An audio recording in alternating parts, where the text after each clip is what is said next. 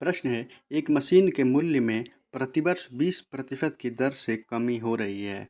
इसे 2 वर्ष पूर्व खरीदा गया था। यदि इसकी वर्तमान कीमत 40,000 रुपया है तो यह कितने में खरीदी गई थी?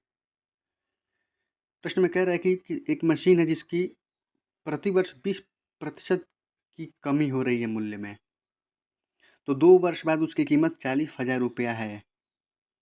तो 2 वर्ष पहले उसकी कीमत कितनी थी? तो देखिए, अगर मान लीजिए कि 2 वर्ष पहले उस मशीन की कीमत अगर 100 रुपया है, 100 रुपया, तो कह रहे हैं कि 20% का नुकसान हो रहा है हर साल, तो 2 साल का हुआ है, तो 20% का हो रहा है, तो 100 माइनस 20 करेंगे तो हो जाएगा 80। और फिर दूसरे साल भी 100 माइनस 20, तो 80/100। 2 जीरो से 2 जीरो, 2 जीरो से 2 जीरो।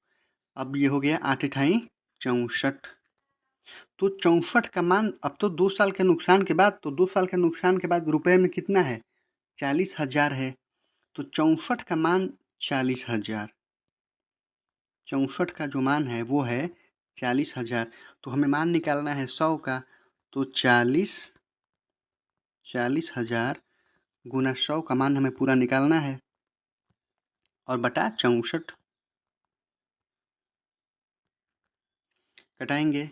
तो देखिए, कटाएंगे इसको तो 8 अठाई 64 और ये हो जाएगा 8 पचे 40। फिर कटाएंगे इसको 8 से, तो ये जाएगा 8 छक 48, 2 8 दूनी 16, फिर 8 पचे 40। मतलब मूल्य कितना हो गया?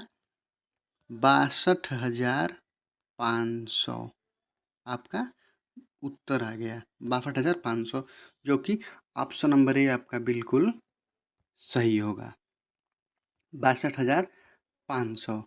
यह प्रश्न पीपीएससी टीआरई 2 6/8/2023 का प्रश्न है ये।